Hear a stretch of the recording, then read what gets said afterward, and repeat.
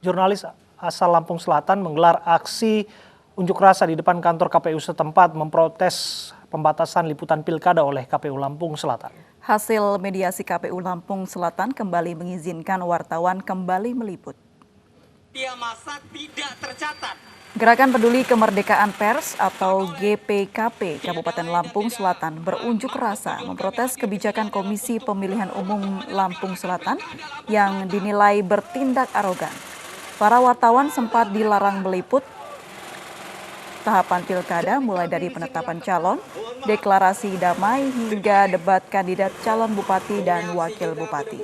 Namun KPU Lampung berdalih kebijakan tersebut berdasarkan PKPU nomor 10 tahun 2020 tentang perubahan atas peraturan Komisi Pemilihan Umum nomor 6 tahun 2020 soal pelaksanaan pilkada serentak dalam kondisi bencana non-alam COVID-19. KPU Lampung Selatan akhirnya mau bermediasi dengan para jurnalis dan mengizinkan kembali para jurnalis meliput.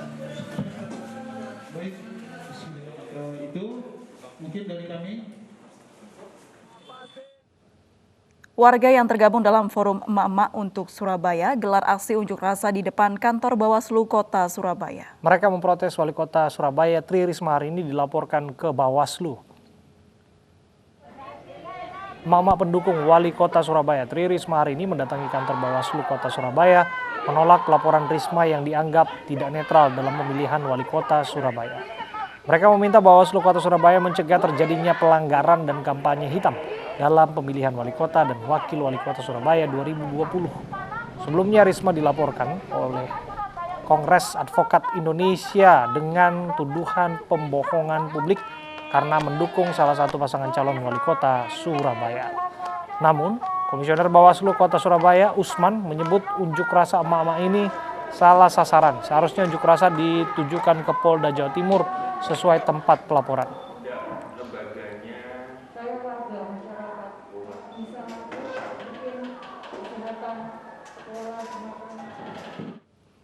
Ribuan orang menggelar protes di kota New York dan meminta agar setiap suara dalam pemilihan Presiden Amerika Serikat dihitung. Atas aksi tersebut, 20 orang ditangkap karena merusak fasilitas umum.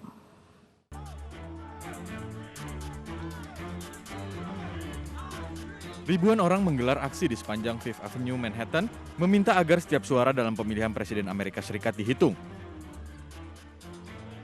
Para demonstran meneriakkan berbagai jargon soal demokrasi dan keadilan.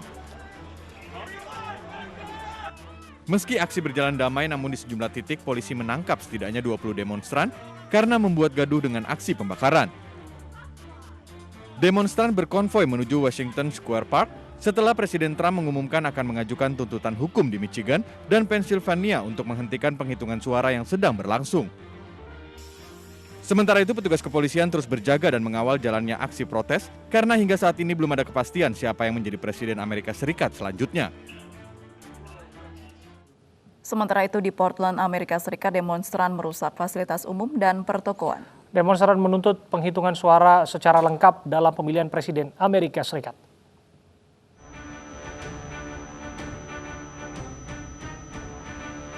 Pihak kepolisian dan Garda Nasional turun ke jalan menangkap demonstran yang merusak fasilitas umum dan merusak pertokoan di sepanjang jalan.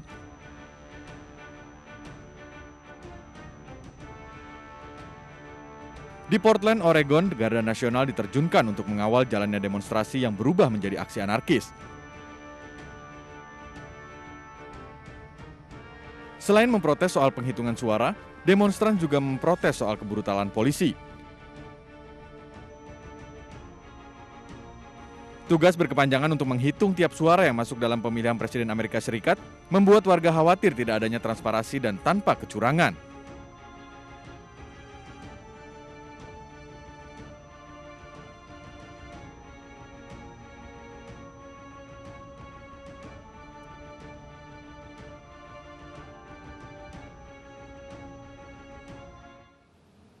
Duta Besar Indonesia untuk Amerika Serikat menyebut siapapun presiden terpilih, Indonesia siap memulai babak baru hubungan bilateral dengan Amerika Serikat. Lutfi mencontohkan kunjungan Menteri Pertahanan Prabowo ke Washington DC yang diterima dengan baik oleh pemerintah Amerika Serikat.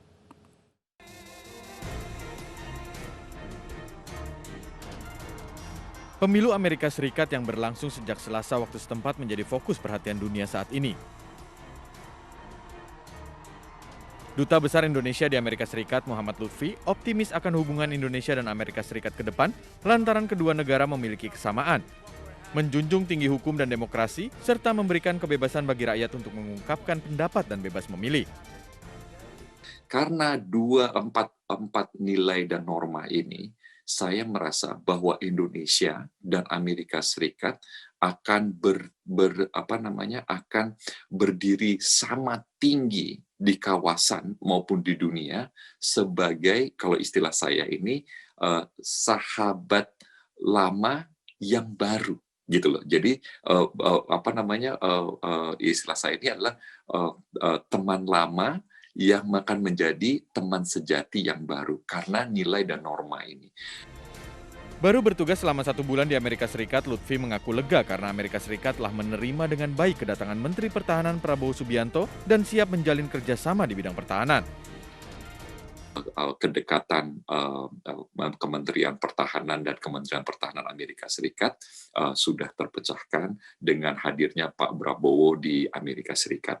Karena kita tidak bisa membicarakan keamanan regional tanpa adanya kerjasama antara kedua Kementerian Pertahanan. Indonesia juga menyambut baik perpanjangan pemberian fasilitas GSP kepada Indonesia setelah tertunda selama 2,5 tahun.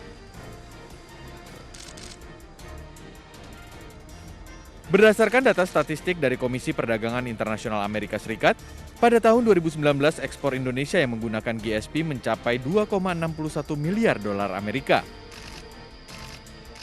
Angka ini setara dengan 13,1% dari total ekspor Indonesia ke Amerika, yaitu 20,1 miliar dolar Amerika.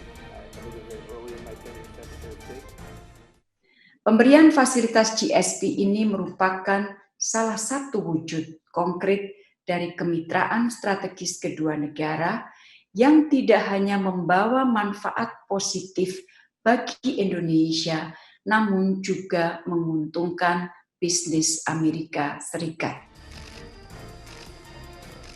Hingga bulan Agustus 2020, nilai ekspor GSP Indonesia ke Amerika Serikat tercatat 1,87 miliar dolar Amerika atau naik 10,6% dibandingkan periode yang sama di tahun sebelumnya. Produk-produk ekspor unggulan Indonesia ke Amerika Serikat antara lain produk olahan kelapa sawit, perabotan rumah tangga, produk kerajinan, hingga makanan laut seperti udang. Tim Liputan iNews melaporkan.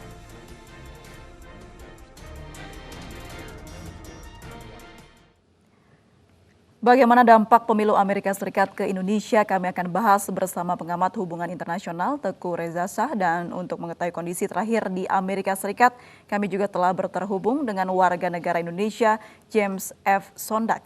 Kita ke pengamat hubungan internasional terlebih dahulu.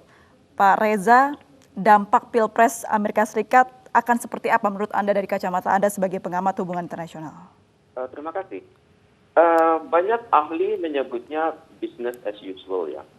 Karena hubungan kita ini seperti yang dikatakan oleh Pak Duta Besar tadi memang sudah berlangsung sangat lama. Kemudian kedua pihak memiliki dokumen namanya strategic partnership, persis seperti yang Ibu Retno katakan. Dan strategic partnership ini melibatkan juga aktor-aktor negara, aktor-aktor kota, aktor-aktor pemerintah daerah, aktor-aktor profesi, aktor-aktor pendidikan, dan aktor-aktor kesenian. Jadi semua ini bertanggung jawab atas terpeliharanya hubungan yang baik dengan Amerika Serikat. Selama ini tidak ada masalah karena Amerika Serikat memang segan sama Indonesia. Pertama, komposisi penduduk kita yang sangat besar, kemudian juga multikultural, masyarakatnya moderat, dan kita punya kemampuan tinggi menjaga kedaulatan dan teritorial wilayah dan keutuhan wilayah yang bagaimanapun juga mendukung kepemimpinan Amerika Serikat di kawasan Asia Pasifik. Amerika Serikat senang dengan kemampuan kita mengelola ASEAN, mengelola Asia Pacific Economic Cooperation, kontribusi kita dalam Indo-Pasifik, dan juga walaupun mereka agak kesel-kesel dengan gaya diplomatik kita yang sangat lurus di PBB, tapi bagaimanapun juga mereka merasa senang. Indonesia itu stabil, Indonesia selalu membawa citra baik bagi dunia. Dan untuk itu saya pikir kalau Trump naik, kalau Trump yang bertahan, business as usual. Tapi kalau Joe Biden yang naik, bagaimanapun juga ada penyesuaian dari kedua belah pihak. Dan untuk itu ya Joe Biden akan mencoba mengelola dalam negerinya secara lebih baik dulu. Karena dia tidak mau dianggap mengkritik negara lain, tapi masalah sejenis ada di dalam negerinya. Seperti kita ketahui, biasanya Partai Demokrat itu mengkritik praktek-praktek HAM di negara lain. Tapi selama setahun terakhir, dengan adanya kasus George Floyd di Amerika Serikat, dan reputasi kepolisian yang berkurang, masyarakat dunia mulai melihat bahwa ternyata yang Amerika Serikat banggakan selama ini itu masih punya pekerjaan besar di dalam negerinya. Tapi bagaimanapun juga Indonesia, kita tidak perlu khawatir sepanjang kita mampu menerapkan hukum secara benar, menjalankan kehidupan politik nasional secara lurus, kemudian penghargaan hak asasi manusia di semua lini pembangunan, perindustrian, pendidikan, kehidupan keagamaan, dan juga kehidupan pusat daerah dengan daerah-daerah pesisir Indonesia. Saya pikir tidak ada perlu dikhawatirkan dari siapapun yang menjadi presiden Amerika Serikat minggu ini. Ya, sebelum saya akan mendalami lagi analisis Pak Reza, saya ke Pak James. Selamat sore waktu Indonesia, Pak James. Selamat pagi, Mas Abe, waktu New York. Ya, di New York ya? Iya. Bagaimana tensi di sana? Kami dapat informasi bahwa di beberapa negara bagian Amerika Serikat sudah meninggi tensi pasca penghitungan yang dilakukan dalam Pilpres Amerika Serikat ini. Iya, sebetulnya sudah beberapa sejak ada early vote ya, jadi pencoblosan lebih awal gitu, terlihat benar antusiasme para voter di sini. Mereka datang lebih awal, jadi hari pertama penuh, hari kedua penuh, hari ketiga justru sepi sekali. Dan udah mulai terlihat terutama di Manhattan, banyak pusat-pusat toko dan sebagainya itu udah mulai ditaruh papan-papan pelindung. Ya, ada semacam suasana ketakutan riot atau kerusuhan lah seperti itu. Tapi setidaknya yang tampak di sana apakah betul ada eskalasi massa? Di tempat-tempat tertentu ya. Jadi kalau kita lihat misalnya di Times Square, karena penjagaannya sangat ketat, mereka kalau itu Times Square ring 1 lah gitu. Nanti ada lagi ring beberapa yang mereka misalnya di pojok-pojok di Brooklyn. Kalau New York ya, kalau kita bicara New York City. Jadi ada beberapa tempat yang tempat ngumpul gitu, itu cepat sekali. Tapi udah cepat diantisipasi oleh NYPD ya. Karena sebelum ini ada beberapa demo-demo yang cukup besar, terutama pada saat karantina COVID yang membuat orang menjadi irasional. Ya itulah kira-kira. Dengan tensi yang meninggi, Pak James, apakah ada imbauan dari pemerintah setempat agar warga sipil tetap di rumah? Kalau kami, khususnya warga negara Indonesia ya, kebetulan konjen RI di New York City ini sangat peduli terhadap keadaan sekitar. Hampir tiap 1-2 jam kami diberi update keadaan, lebih baik untuk tinggal di rumah dan sebagainya. Sejak zaman COVID, Mbak. Jadi kita udah terbiasa di sini untuk di rumah aja. Oke, saya kembali ke Pak Reza. Kalau yang jelas internal Amerika Serikat tensi politik di sana meninggi, bahkan disebutkan ada skenario kiamat dalam tanda kutip jika salah satu pemimpin dari mereka yang menang di sana dalam kontestasi Pilpres Amerika Serikat. Apakah ini sedikit banyak akan berpengaruh terhadap politik luar negeri kita dalam konteks hubungan bilateral kedua negara? Saya pikir apapun yang terjadi di Amerika Serikat itu adalah praktek dari demokrasi mereka. Memang selama 2 minggu terakhir itu tensi sangat tinggi. Bahkan debat antar presiden calpres itu boleh berbicara hal-hal yang pribadi, kemudian saling mengungkit kehidupan yang masa lalu. Tapi kami di Indonesia percaya bahwa demokrasi Amerika Serikat itu sudah matang ya. Dan hal ini sifatnya temporer. Jadi kalaupun ada skenario buruk itu hanyalah dampak dari persaingan lokal di Amerika Serikat sendiri. Karena sepanjang pengetahuan kami, birokrasi Amerika Serikat tersebut sangat kuat. Sistem hukumnya tegak, walaupun saat ini sedang goyang di bidang kepolisian dan bidang multikulturalisme.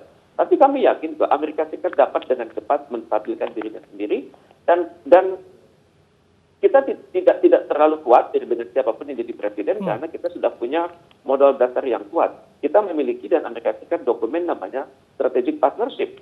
Strategic partnership itu aspek-aspeknya luas sekali.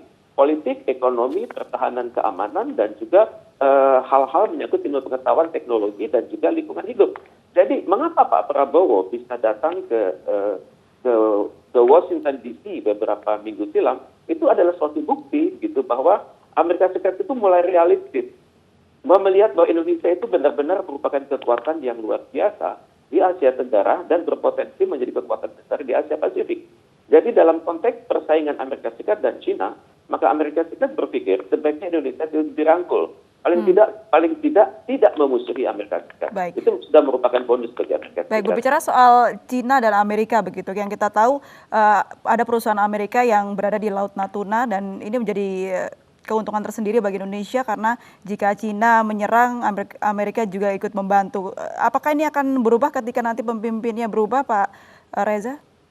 Komitmen ini kan dibuat oleh State Secretary 2 minggu lalu dan bahwa akan ada investor Amerika Serikat yang bergerak di pulau-pulau terluar Indonesia. Itu pun terjadi karena undangan dari pemerintah Indonesia.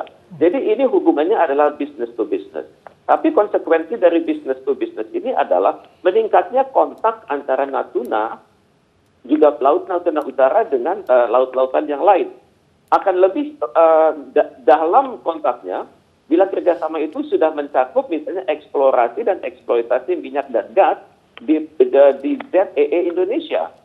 Makanya kita harus hati-hati sekali. Karena jangan sampai niatan baik hubungan bisnis kita dan Amerika Serikat ini ditafsirkan oleh China sebagai upaya memata-matai China. Karena terus terang, kalau Amerika Serikat memiliki oil rig di IJET Indonesia, maka mereka akan menggunakan sistem pengamanan yang lebih canggih daripada biasa. Dan untuk itu memang ada manfaat intelijen bagi Amerika Serikat bahwa mereka bisa lebih baik memonitor perkembangan di Laut Cina Selatan. Baik, saya kembali ke Pak James. Pak James, kalau membandingkan Pilpres yang saat ini, Trump versus Biden, jika saya tidak tahu Anda ikuti atau tidak, apakah Anda di sana atau tidak ketika Trump versus Clinton, yang mana suhunya paling meninggi? Yang mana yang Anda bisa ceritakan kepada kami? Sebenarnya Pilpres 2020 ini, apakah pilkada di Indonesia ataukah Pilpres di Amerika sama, Mas? Ada satu condition setiap pemerintahan government ya, itu ada tekanan bagaimana mereka bisa dan sanggup nggak menghadapi COVID. Di sisi lain, para pemilihnya itu udah banyak yang sebagian besar menjadi irasional.